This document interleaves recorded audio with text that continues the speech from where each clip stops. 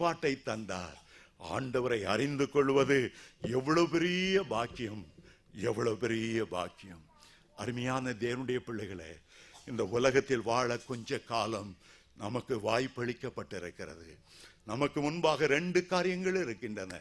ஒன்று, இந்த உலகத்தின் முடிவாகிய இயேசுவினுடைய வருகை.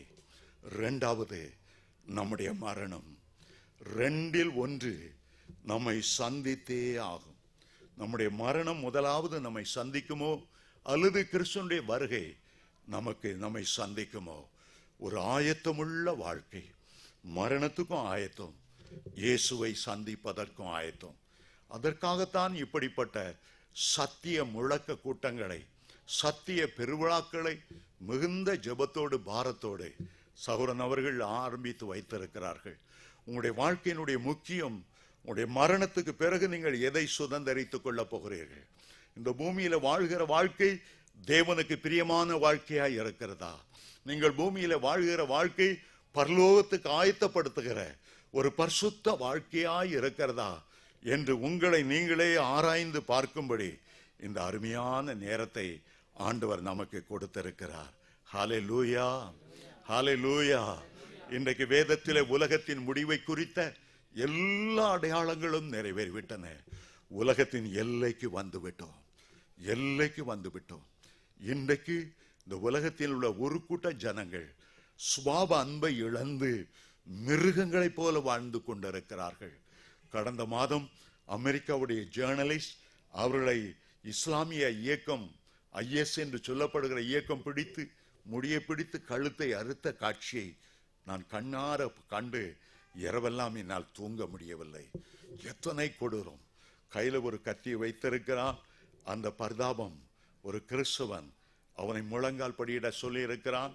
அவன் அங்கிருந்து பேசுகிறான், ஒபாமா, நீ இஸ்லாமோடு நீ மோதினால் உனக்கு இதே கதை சொல்லிவிட்டு அவனுடைய கழுத்தை பின்னுக்கிருந்து அறுக்க ஆரம்பித்தான். அவன் கதறுகிறான், உடைய ரத்தம் கீழே ஓடுகிறது. ஈராக் தேசத்தில் 13,000 கிறிஸ்தவர்கள். அவர்களை பார்த்து அந்த கிளர்ச்சியாளர் சொல்லுகிறார்கள், ஒன்று இஸ்லாமுக்கு வா அல்லது உன்னுடைய கழுத்து வெட்டப்படும். அவனுடைய கழுத்து வெட்டப்பட்டு ஒரு பெரிய கூடைக்குள்ளே அந்த தலையெல்லாம் போட்டு வைத்திருந்தார்கள். பார்க்க கண் கூசினது. தாய்மாரிடத்தில் இந்த குழந்தைகளை பிடுங்கி இழுத்து கொண்டு வந்து கழுத்தை அறுத்து அறுத்து அறுத்து போடுகிற காட்சி. எண்ணற்ற கிறிஸ்துவ குழந்தைகள். அநேகர் கத்தோலிக்கராய் இறந்தாலும் ஆண்டவரை மறுதலிக்காமல் கர்த்தருக்காக நின்ற காட்சி. ஒரு சுபாவ அன்பை ஜனங்கள் இழந்து போனார்கள். எங்கு பார்த்தாலும் ஜனங்கள் பெருகி பெருகி பூமியை நிரப்பி இருக்கிறார்கள். அறிவு பெருகி பெருகி பெருகி இந்த உலகத்தை போல 40,000 உலகம் இருந்தாலும் அழித்து விடக்கூடிய அளவுக்கு விஞ்ஞானிகள் அணு ஆயுதங்களை செய்து வைத்து விட்டார்கள். எங்க பார்த்தாலும் பயங்கர நோய்கள், இதுவரை இல்லாத எய்ட்ஸ் நோய்கள்.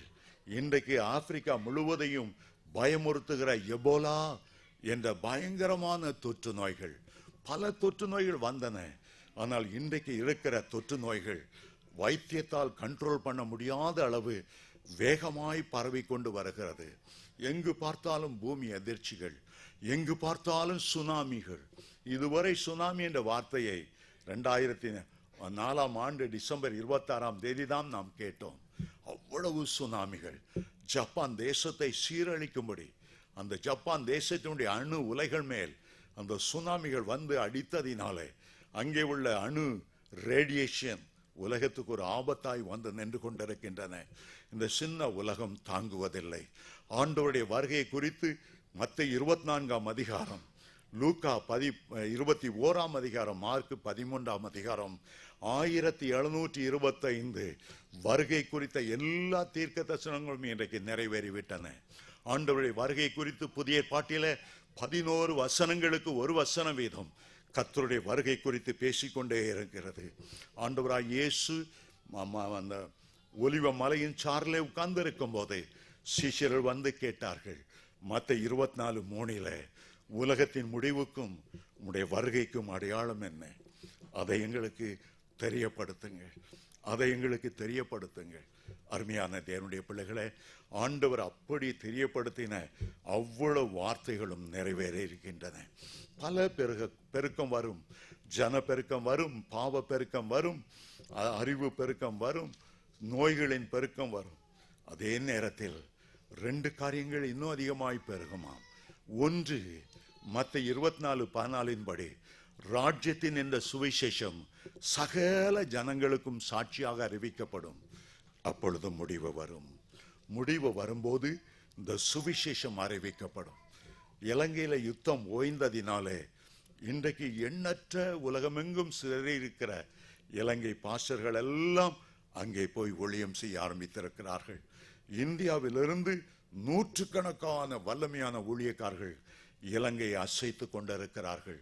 யாழ்ப்பாணத்தை அசைத்து கொண்டிருக்கிறார்கள். ட்ரிங்கோவை அசைத்து கொண்டிருக்கிறார்கள். மட்டக்களப்பிலே பலத்தை எழுப்புதலை பல முறை நான் காண முடிந்தது. அடிக்கடி நான் ஜாஃப்னாவுக்கு போனது, அங்குள்ள ஏழை மக்களுக்கெல்லாம் சுவிசேஷம் அறிவிக்கப்படும்படி இந்த யுத்தம் ஓய்ந்தது ஒரு பெரிய கிருபையாய் இருந்தது. ராஜ்யத்தின் இந்த சுவிசேஷம் சகல ஜனங்களுக்கும் சாட்சியாக அறிவிக்கப்படும். மட்டுமல்ல, நாட்கள் ஆக ஆக ஒரு பின்மாறி அபிஷேகமும் பெருகும். கடைசி நாட்கள் அபிஷேகம் பெருகி போகும். யோவேல் 2:28 மாம்சமான யாவர் மேலும் என் ஆவியை ஊற்றுவேன். மாம்சமான யாவர் மேலும் உடைய குமாரரும் குமார்த்திகளும் தீர்க்கதரிசனம் உரைப்பார்கள். உடைய வாலிபர்கள் தரிசனங்களையும் மூப்பர்கள் சொப்பனங்களையும் காண்பார்கள். ஊழியக்காரர் மேலும் ஊழியக்காரிகள் மேலும் என் ஆவியை 63 தேசங்களுக்கு என் பலவீனமான காலை கொண்டு 3 மாதத்தில் எனக்கு போலியோ, ஒரு காலை விட அடுத்த கால் சூம்பின கால், இந்த பலவீனத்தோடு 63 தேசங்களுக்கு போயிருக்கிறேன். எனக்கு திருப்தியான ஒரு வாழ்க்கை கொடுத்தீர். திருப்தியான மனைவியும் பிள்ளைகளையும் கொடுத்தீர். நானும் உடைய சமூகத்தில் வந்து இளைப்பாறட்டும்.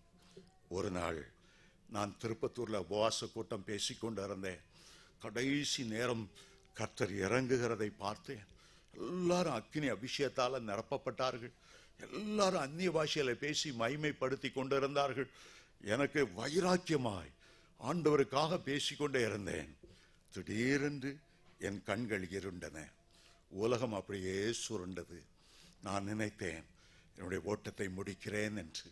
ஆகவே ஆண்டவரை பார்த்து சொன்னேன், இயேசுவே, என் ஆவியை உம்முடைய கையில ஒப்பு கொடுக்கிறேன். இயேசப்பா, உம்முடைய முகத்தை பார்க்கணும், எனக்கு ரொம்ப ஆசையா இருக்கு. இயேசுவே, உம்மண்டை நான் என்னை எடுத்துக்கொள்ளும், நான் வருகிறேன் வருகிறேன் வருகிறேன் என்று சத்தமிட்டேன். ஆனால் ஒரு 5 நிமிடம் ஆனது. மீண்டும் வெளிச்சம் வந்தது. ஐயோ, நான் ஆண்டவரிடத்தில் போகலையே, எப்போது அவரை பார்ப்பேன் என்று எவ்வளவு ஏக்கமாக இருந்தேன். ஆண்டவரை பார்க்க முடியவில்லையே. மிகுந்த மனவேதனையோடு கூட என்னுடைய அறைக்கு திரும்பி சென்றேன். ரொம்ப துக்கமா இருந்தது. ஏன் ஆண்டவரிடத்தில் போகணும்னு எவ்வளோ ஆசையா இருந்தேன். முடியாம போச்சுதே. ஒரு அரை மணி நேரம் இருக்கும், நன்றாய் தூங்கி விட்டேன். என்னுடைய மனைவி இறங்கி வந்தாள். என்னை பார்த்து சொன்னாள், நான் இருக்கிற இடத்தையெல்லாம் உங்களுக்கு நான் கூட்டி காண்பிக்கிறேன். அந்த இடத்துக்கு என்னை அழைத்து கொண்டு போனாள். அது ஒரு புதிய பூமி போல இருந்தது. அநேக கிறிஸ்துக்குள்ளே மரித்தவர்கள் இளைப்பார்கிற பரதேசியை போல இருந்தது. பார்க்க அவ்வளோ கொள்ளை அழகு. தூரத்திலே பரலோகத்தின் ஒளி அங்கே வீசிக்கொண்டு இருந்தது. மிகுந்த சந்தோஷமாய் என் மனைவி காணப்பட்டாள். அவள் என்னோடு சொன்னாள், உங்களுக்கு ஒரு சர்ப்ரைஸ் கொடுக்க போகிறேன், உடைய சர்ப்ரைஸ் கொடுக்க போகிறேன். என்ன சர்ப்ரைஸ் கொடுக்க போகிறாள்? என்னை ஒரு கூட்ட ஜனங்கள் இருக்கிற அவருடைய வீடுகள் இருக்கிற இடத்துக்கு என்னை அழைத்து கொண்டு போனார். அங்கே நிறைய பேர் என்னை ஓடி வந்து, இந்தியாவில் ஊழியம் எப்படி இருக்கிறது, எழுப்புதல் எப்படி இருக்கிறது, ஜனங்கள் ரட்சிக்கப்படுகிறாங்களா, நீங்க எப்படி ஊழியம் செய்ய, எல்லாத்தையும் தொலைத்து தொலைத்து தொலைத்து இந்த இடத்துல கேட்டுக்கொண்டு இருந்தார்கள். அவர்களுக்கு ஏனோ பூமியில் உள்ள எழுப்புதலை குறித்து அறிய வேண்டும் என்று அவ்வளவு ஆசையா இருந்ததை பார்த்தேன். ஆனால் அவங்க பேசுற எனக்கு புரிந்ததை தவிர அவர்கள் பேசுகிற தமிழ் மொழி ரொம்ப வித்தியாசமாக இருந்தது. ஒரு ஆச்சரியமான மொழியாக இருந்தது. இது தமிழ் தானா என்று நான் யோசித்தேன். அவளை பார்த்து கேட்டேன், உங்க தமிழ் மொழி வித்தியாசமா இருக்கிறத. இலங்கை தமிழ் எனக்கு தெரியும், யாழ்ப்பாண தமிழ் எனக்கு தெரியும், இந்தியாவில் உள்ள பல பகுதியிலும் கொஞ்சம் கொஞ்சம் வித்தியாசமா பேசுவாங்க. ஆனா நீங்க பேசுற ரொம்ப முற்றிலும் வித்தியாசமா இருக்கிறதே. அவள் என்ன சொன்னார்கள் தெரியுமா? நாங்கள் தோமா காலத்தில் ரட்சிக்கப்பட்டோம். தோமா சென்னைக்கு வந்து சுவிசேஷம் அறிவிக்கும் போது நாங்கள் எங்களுடைய வாழ்க்கையை ஒப்பு கொடுத்தோம். எங்களுடைய ஓட்டத்தை முடித்து மேலே இளைப்பாரி கொண்டு இருக்கிறோம். எங்க தமிழ் 2000 ஆண்டுகளுக்கு முன்னால் உள்ள தமிழ். ஆகவே தான் உங்களுக்கு புரிந்து கொள்ள இது கஷ்டமாயிருக்கிறது. என்னுடைய மனைவி அங்கே நிறைய இடங்களை கூட்டி காண்பித்தாள். முடிவில் என்னை பூமியில வந்து விடும்போது என்னுடைய மனைவி ஒரு வார்த்தை சொன்னாள், என்னால் மறக்க முடியவில்லை. அவள் சொன்னாள், பூமியில உங்களுடைய ஓட்டம் முடியும் போது ஆயிரக்கணக்கான தேவதூதர்கள் உங்களை வரவேற்க வருவார்கள். உங்களுடைய ஊழியத்தின் மூலமாய் ரட்சிக்கப்பட்ட எண்ணற்ற மக்கள் உங்களை வரவேற்க வரும்போது நானும் உங்களை வரவேற்க வருவேன். இந்த வார்த்தை என்னுடைய உள்ளத்தை தொட்டது. உங்களுடைய ஊழியத்தின் மூலமாக ரட்சிக்கப்பட்ட எண்ணற்ற மக்கள் உங்களை வரவேற்க வரும்போது நானும் உங்களை வரவேற்க வருவேன். இந்த வார்த்தை என்னை திடப்படுத்தினது. அதுவரை ஒரு தனிமை உணர்வு, எனக்கு நல்ல ஜெப பார்ட்னராக இருந்த மனைவி இழந்துட்டேனே என்ற வேதனை எல்லாம் மாறினது. கொஞ்ச காலம் இந்த உலகத்தில் நாம் வாழ்கிறோம். வருகையின் கடைசி நாட்களில் வந்துவிட்டோம். இந்த உலகத்தை நம்புவதற்கோ இந்த உலகத்தின் ஆசை இச்சைகளை வைப்பதோ இந்த உலகத்தின் மேன்மை ஒன்றுமில்லை. இந்த உலகம் வெடித்து சிதறப்போகிறது. அப்போஸ்தலனாகிய பேதுரு சொன்னார், காணப்படுகிற இந்த உலகம் அக்கினிக்கு இரையாக வைக்கப்பட்டிருக்கிறது. பஞ்ச பூதங்கள் வெண்டு உருகி போகும். இந்த உலகத்தை போல 40,000 உலகங்கள் இருந்தாலும் அவைகளெல்லாம் அழித்து தீர்க்கும்படி அவ்வளவு அணு ஆயுதங்களை, அவ்வளவு ஹைட்ரஜன் குண்டுகளை, விஷவாயு குண்டுகளை அரசாங்கங்கள் செய்து வைத்து விட்டன. இன்றைக்கு மத்திய தரைக்கடலிலே ஒரு பயங்கர போர் மேகங்கள் சூழ்ந்திருக்கின்றன. ஒருவேளை உலகத்தின் முடிவுக்கான கடைசி உலக போர் எந்த நிமிடமும் வருவதற்கு ஆயத்தமாயிருக்கிறது. இன்றைக்கு பிரான்ஸ் தேசம் அந்த IS என்ற இஸ்லாமிய இயக்கத்துக்கு விரோதமாய் மும்முரமாய் குண்டுகளை பொழிந்து கொண்டிருக்கிறது. 2 நாட்களுக்கு முன்பாக இதே பிரான்ஸ் தேசத்தில் உள்ள ஒரு வயதான ஒருவரை கழுத்தை வெட்டி அதை கொண்டார்கள். ஒரு கொடூரமான காட்டு முராண்டித்தனமாய் உலகம் போய்கொண்டிருக்கிறது. இந்த கடைசி நிமிட நேரங்கள் நம்முடைய உள்ளத்தை ஆண்டவருக்கு என்று ஒப்புக் கொடுத்து அவரை உறுதியாய் பிடித்து கொள்ள வேண்டிய நேரங்கள். ஆண்டவரே, என் வாழ்க்கையின் பெரும்பகுதியை நான் வீணாய் கழித்து விட்டேன். இனி நான் உம்மை பிரியப்படுத்துவேன். இனி நான் உமக்கு ஊழியம் செய்வேன். என்னால் ஏதாயிலும் ஊழியத்தை எனக்கு தருவீர் என்றால் நான் உண்மை உத்தமாய் அந்த ஊழியத்தை செய்வேன் என்று ஆண்டவருடைய கையில ஒப்பு கொடுங்க. இன்றைக்கு கர்த்தர் உங்களுக்கு ரட்சிப்பை கொடுக்கிறது மட்டுமல்ல, இன்றைக்கு கர்த்தர் அந்த அபிஷேகத்தையும் உங்களுக்கு தந்தருளுவார். உலக தோற்றத்துக்கு முன்பாகவே அன்பிலே குற்றமில்லாதவர்களும் பரிசுத்தர்களுமாய் இருப்பதற்கு அவர் உங்களை தெரிந்து கொண்டார். உடைய ஓட்டம் ஜெயத்தோடு முடியணும். அப்போஸ்தலனாகிய பவுல் சொன்னார், நான் நல்ல போராட்டத்தை போராடினேன், விசுவாசத்தை காத்துக்கொண்டேன், என்னுடைய ஓட்டத்தை முடித்தேன். இது முதல் நீதியின் கிரீடத்தை நீதியுள்ள நியாயாதிபதியாக ஆண்டவர் அதை எனக்கு தந்தருளுவார். அநேக பரிசுத்தவான்கள் தங்களுடைய ஓட்டத்தை வெற்றியோடு ஓடி முடித்தார்கள். இது உங்களுடைய நேரம், இது உங்களுடைய நேரம். நீங்கள் வாழ்கிற இதே உலகத்திலே உங்களுக்கு முன்பாக அநேகம் பரிசுத்தவான்கள் ஓடி வெற்றியோடு முடித்திருக்கிறார்கள். உங்களுடைய ஓட்டமும் ஜெயத்தோடு